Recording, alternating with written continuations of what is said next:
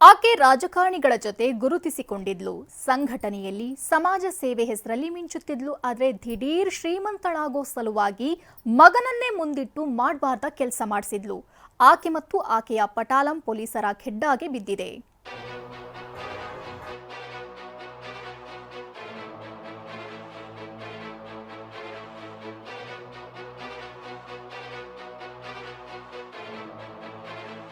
ಸಚಿವರ ಜೊತೆಗೂ ಪೋಸ್ ಕೊಡ್ತಿದ್ದಾಳೆ, ಸಂಸದರ ಜೊತೆಗೂ ಗುರುತಿಸಿಕೊಳ್ತಿದ್ದಾಳೆ.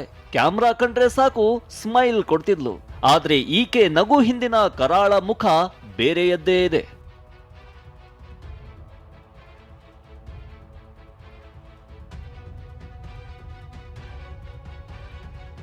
ರಿಯಲ್ ಎಸ್ಟೇಟ್ ಉದ್ಯಮಿ ಕಿಡ್ನಾಪ್ ಕೇಸ್ಗೆ ಟ್ವಿಸ್ಟ್. ಅಪಹರಣ ಮಾಡಿಸಿದ್ದ ಕೈ ಮಹಿಳಾ ಕಾರ್ಯಕರ್ತೆ ಅರೆಸ್ಟ್.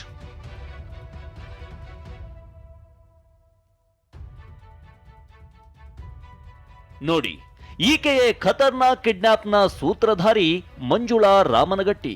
ಬೆಳಗಾವಿ ಜಿಲ್ಲೆಯಲ್ಲಿ ಕಾಂಗ್ರೆಸ್ ಕಾರ್ಯಕರ್ತೆಯಾಗಿ ಗುರುತಿಸಿಕೊಂಡಿದ್ಲು.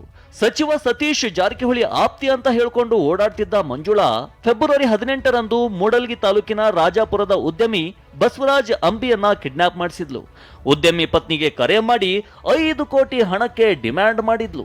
ಆದರೆ ಕಿಡ್ನಾಪ್ ಆದ 24 ಗಂಟೆಯಲ್ಲೇ ಕೇಸ್ ಭೇದಿಸಿದ್ದ ಘಟಪ್ರಭಾ ಪೊಲೀಸರು 4 ಆರೋಪಿಗಳನ್ನ ಬಂಧಿಸಿದ್ರು.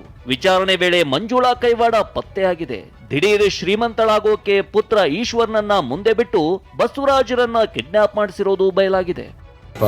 ಮುಂದೆ ಹೋಗಿ ಲಿಪಾನಿ ಆಜು ಬಾಜು ಸೈಡ್ ಹೊಲ್ದಾಗ ನನಗೆ ಗೊತ್ತಿಲ್ಲ, ಮುಖದ ಮೇಲೆ ತೆಗೆದಿಲ್ಲ. ಅವರ ತೊಗರಿ ಹಾಕಿದ್ರು ಹೊಲ್ದಾಗ. ತೊಗೊಂಡೋಗಿ ನಾನು ಒಡ್ಡಿ ಮೇಲೆ ಗುರ್ತಿಸಿ ಬಡಿದು ಲಾಂಗ್ ಹಿಡಿದು ಮಗನ ನೀವು ಹಾಕ್ಬೇಕಾಯ ಮಗನ ಅನ್ನಕತ್ತಾರ್ರಿ. ಅವರು ದಿವ್ಸಕ್ಕೆ 2-3 ಗಾಡಿ ಚೇಂಜ್ ಮಾಡ್ತಿದ್ರು. ಅವರು ಜನ ಚೇಂಜ್ ಹಾಕಿದ್ರಿ, ಗಾಡಿ ಚೇಂಜ್ ಹಾಕಿತ್ತು, ಜನನೂ ಚೇಂಜ್ ಹಾಕಿ.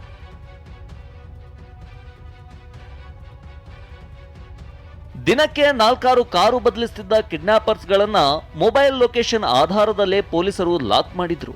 ಈಗ ಮಂಜುಳಾ, ಪರಶುರಾಮ್ ಕಾಂಬ್ಳೆ, ಯಲ್ಲೇಶ್ ವಾಲಿಕಾರ್ನನ್ನ ಬಂಧಿಸಿ ಹಿಂಡಲಗ ಜೈಲಿಗಟ್ಟಿದ್ದಾರೆ.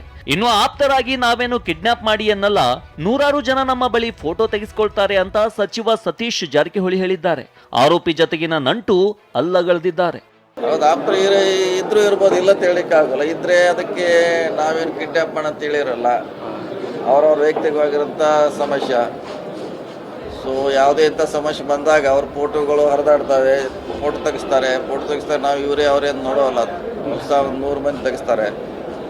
ಸೊ ಅದಕ್ಕೆ ಈಗಾಗಲೇ ಪೊಲೀಸರು ಅರೆಸ್ಟ್ ಮಾಡಿದ್ದಾರೆ, ತನಿಖೆ ಮಾಡ್ತಿದ್ದಾರೆ. ಸೊ ಏನಿದ್ರು ಅದು ಪೊಲೀಸು ನ್ಯಾಯಾಲಯದಲ್ಲಿ ಇದೆ ಅಷ್ಟೇ. ಸದ್ಯ ಪ್ರಕರಣದಲ್ಲಿ ಹಲವರ ಪಾತ್ರ ಬಿದ್ದು ಇನ್ನೂ ಯಾರೆಲ್ಲ ಇದರಲ್ಲಿ ಆಟವಾಡಿದ್ದಾರೆ ಅನ್ನೋದನ್ನ ನೋಡಬೇಕಿದೆ. ಸಹದೇವ್ ಮಾನೆ, TV9 ಬೆಳಗಾವಿ.